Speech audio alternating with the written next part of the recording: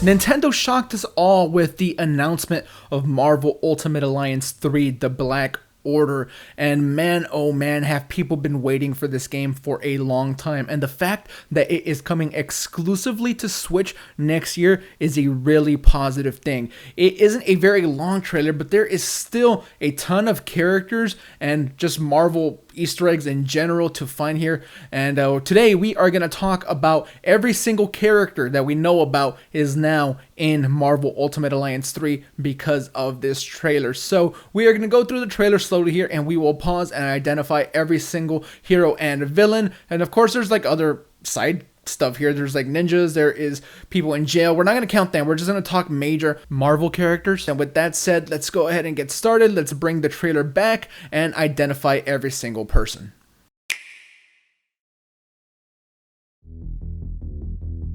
Idiots. Your stupidity may have doomed the universe. The very first person we hear and see in this trailer is Nebula, a daughter of Thanos, and we see Thanos later in the trailer. We'll point him out when we do see him, even though it's pretty obvious. It makes sense that she's here. It is called Marvel Ultimate Alliance 3, The Black Order, and where the Black Order goes, Thanos usually follows, and given the fact that Thanos is in the game, of course, Nebula is going to be in the game. Very popular character now because she is in the Marvel movies, and a lot of these characters maybe weren't anywhere near as popular a decade ago when the original Marvel Ultimate Alliance came out, but everybody knows who Nebula is now. Really cool that she is the first person we see here. Wouldn't be the first time, sweetheart.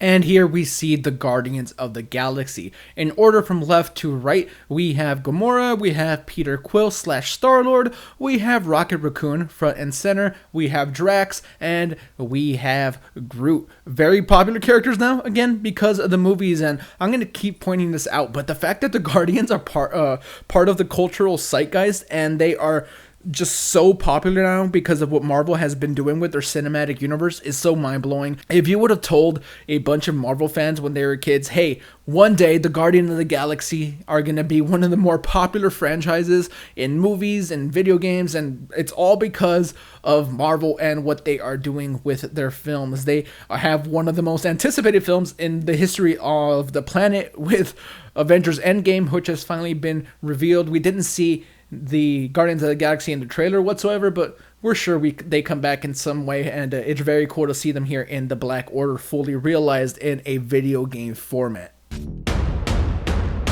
Next up, we have the titular group of villains in the Black Order. They have them all here. Starting from left to right, I'm going to start in the front of the left. We have Corvus Glaive. In the back left, we have Black Dwarf. In the middle, we have Proxima Midnight. Right next to her, we have Supergiant. And on the far right, we have Ebony Maw. So many of these characters are, again, popular because of Infinity War. We all saw the movie, and the sequel is coming very, very soon. I know that we are all extremely excited for what's about to happen there. And I can't wait to see what they do in Marvel Ultimate Alliance 3. Thanos has to be looming. Thanos does send them to go get the Infinity Stones on Earth and other parts of the universe. I imagine that's what's happening here, and it's going to be up to the Avengers to stop them. It might follow kind of what happened in Infinity War. That could be a template for what they're going to do here with Ultimate Alliance 3. It'd be cool if we had a little bit more of an original story, but hey, this is kind of historically what they do, and I would imagine they're doing something very similar here.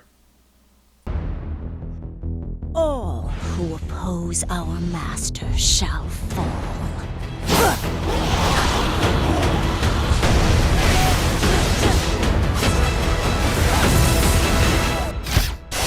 And after a little sizzle reel of the Guardians fighting and random hordes of enemies, we get our first look at Iron Man. Looking like Iron Man, nothing really surprising, intriguing, or anything about this image really. It's just Iron Man. Iron Man is a character that has grown and soared in popularity because of the aforementioned films. He is now one of the most famous characters in the world. The first time I ever really encountered Iron Man was during the Spider-Man animated series from the 90s. That was so cool to me, the way they teamed up for that episode. But yeah, there's really not a lot to say. It's Iron Man.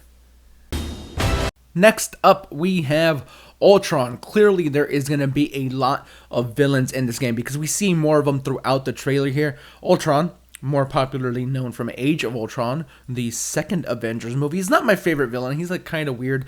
Age of Ultron is one of my least favorite superhero movies ever. I don't really like the movie very much, but it did popularize this character voiced so beautifully by Office alum James Spader. So if they can bring some of the charm and like the wit and the coolness of it and maybe bring that into the game a little bit. I know that they made him a little too similar to Tony in the movie, but they're clearly taking some inspiration from what they're doing in the films, just because so much of what they did there is incorporated in this trailer that it's going to be very interesting to see. Mankind had its chance to rule Avengers. Up next, we have our first look at Captain America, looking super good in this game. I actually really like the outfit here. It's not maybe as traditional as a lot of people would hope, but I like this shade of blue instead of like the very like light shade of blue that they used to do for Cap back in the day. Him standing right next to shoulder with Iron Man is very cool as well. If you're familiar with the other games, you know they touched on like the Civil War stuff a little bit, and seeing this here is actually really cool, but not a lot to say because it's like such a quick glimpse. We do see other action shots of Cap in the trailer, but hey, awesome that he is looking so good. Next up, we have one of my favorite pairings in all of Marvel as of late. They've done a really good job with these two in the movies. We have Hulk and Thor. They are hilarious. Ragnarok and what they did with that, they turned it into like a space buddy movie, a buddy cop movie. That was so cool, unique, and interesting because honestly, when Thor like first started getting his movies and stuff, it was kind of boring. It was some of the worst Marvel movies, in my opinion, at least. Hulk hasn't and isn't going to get his own solo movie for a while once again, but seeing their relationship unfold, especially in Thor Ragnarok, was really cool. And the fact that they're pairing them up in the trailer like this continues to tell me that they are taking some liberties with what the movie is doing. They are like drawing heavy inspiration from that, and I do hope that some of the camaraderie of these two characters that people know and love now makes it into the game somehow. If they can pull that off, that'll be a really fun experience. Here we see one of the few bosses that we see in the trailer in form of Sandman. And I think it's really cool that in the trailer, Sandman is being fought by a group of 4, and it is the Guardians of the Galaxy. Sandman, more traditionally a Spider-Man villain. We all know and love him from the Raimi movie, or maybe not love as much because he was in one of the more unpopular Spider-Man movies. Spider-Man 3 maybe isn't the most beloved. They really screwed the pooch with what they did with Venom. Maybe they did throw way too much into that one movie, but they really did a good job with Sandman. And I hate to keep harkening back to the movies, but it is the most popular incarnation of these characters. I don't know how many people that are going to get this game know who Sandman is if it wasn't for that Sam Raimi movie. So this looks cool. It's a cool looking boss fight, and the scale of it, how huge he gets, it's really neat to see. Next up, we have our first look at Spider-Man. This character needs no real introduction. I just think it's cool how he is fighting this onslaught of convicts, it looks like, with weird tattoos and weird like bracelet things that I'm assuming are handcuffs. I wonder if this is like the lead up to that Sandman boss fight. Maybe Sandman is already like locked up and Spider-Man's trying to get through to him. I mean, I don't know how it's going to work story-wise, but seeing him swing here indoors is very cool, and him take on so many of these bad guys is very cool. Very excited for Homecoming. The trailer was supposed to come out this week, but it was reportedly delayed.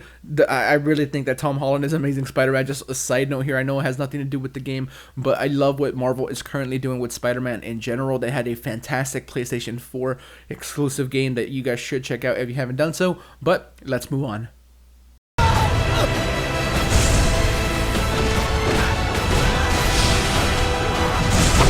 Next up, we have one of, if not my favorite moment in the trailer, and that is seeing the Sentinels, because this clearly means that X-Men are going to be in the game to some large capacity. We see Wolverine a little bit here later, and we'll stop for Wolverine as well. But seeing them being incorporated into a Marvel game once again is really, really cool. For anybody unaware, there had been friction for a long time between Marvel and I guess it's Fox because of the movie rights, and the X-Men kind of took a back burner in everything that Marvel was doing. And now Disney owning all of that, once again, the purchase of Fox finally seems like it's going to go through. So the Sentinels are in the game. That means that there's going to be X-Men representation. Seeing the X-Men and everybody else that they're supposed to be with right next to each other, part of an Avengers-like game, is going to be a really good time. I can't wait to see what they do with this, and hopefully there is a Sentinel boss fight, because who doesn't just want to get one of their heads and rip it off? Terminating. Like to see it try, Scrappy.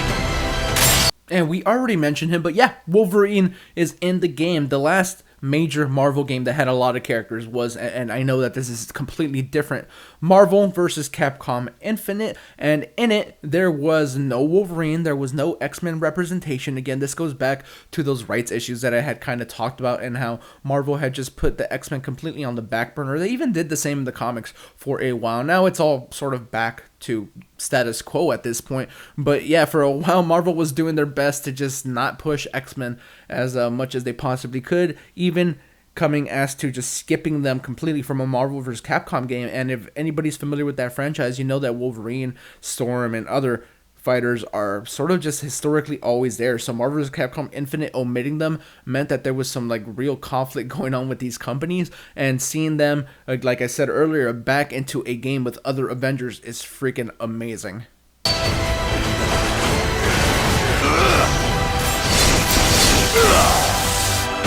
Next up, we see Ronan. If for some reason you do not recognize him, he was the villain in the first Guardians of the Galaxy movie. Everybody remembers that, in my opinion, dumb dance off that they did. But yeah, he's in the game. Very just quick look at him. We don't see very much, but hey, they are bringing in a lot here. Next, we have our quick look at Wilson Fisk, the Kingpin. He seems to have the Power Stone. I'm very curious what they are doing with the game narratively. Do just these major Marvel villains just all have a Power Stone and the Black Order is coming to collect them? Is that what's going on? Or are in some way all these villains acting in unison for Thanos? If that's the case, then it's going to be like a little too similar to the movies again as far as narrative goes. But yeah, seeing Wilson Fisk with the Power Stone kind of makes sense. Love his look here. It's a very traditional look. Also, remember him for the first time from the Spider-Man cartoon from the 90s. I don't say Amazing Spider-Man cartoon, but I meant the cartoon was amazing, not that the cartoon was called Amazing Spider-Man. You guys know what I mean. Next up, we have a Skrull general of some kind. It really looks like a Skrull. I don't know. He doesn't have the chin necessarily, but I could just be drawing a blank here. Let me know in the comments if you know specifically who this is. But they have the Time Stone, and maybe they're handing it off to Thanos here. We will see.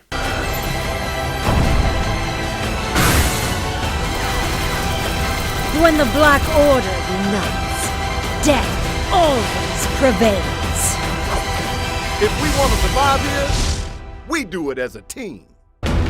Next, we have the money shot of a bunch of heroes, and there are a few here that we haven't seen before, so let's mention them. We have Black Widow on the left there, right next to Gamora. We have Crystal on the right in between Peter Quill and Lockjaw. Lockjaw we also hadn't seen in the trailer as well, so seeing them in there is really cool. Crystal and Lockjaw, some Inhuman representation. Maybe we'll see some Fantastic Four representation a little bit later as well. We see Scarlet Witch, and we have one of my favorite characters, Sam Wilson, aka Falcon. He is looking mighty cool up there. Yeah, this is a really awesome money shot. We also have Nick Fury. It's not the traditional Nick Fury like we saw in the other Marvel Ultimate Alliance game, so I'm wondering if they're just like abandoning everything that happened in the last one and it only has a 3 just because it's the third one and not because it's an actual sequel. We will have to wait and see on all of that.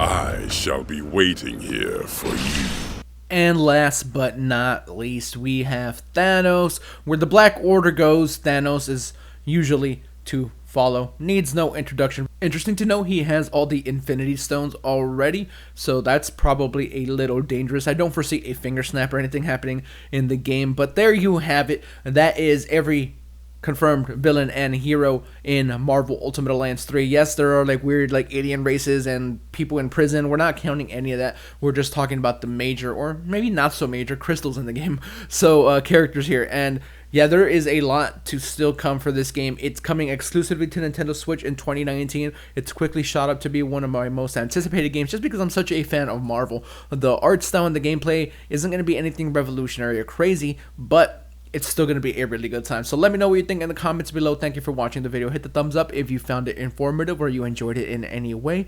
And we will catch you on the next one. Twitter link is in the description. Subscribe if you're not subscribed. And we appreciate you a ton. SwitchForce out.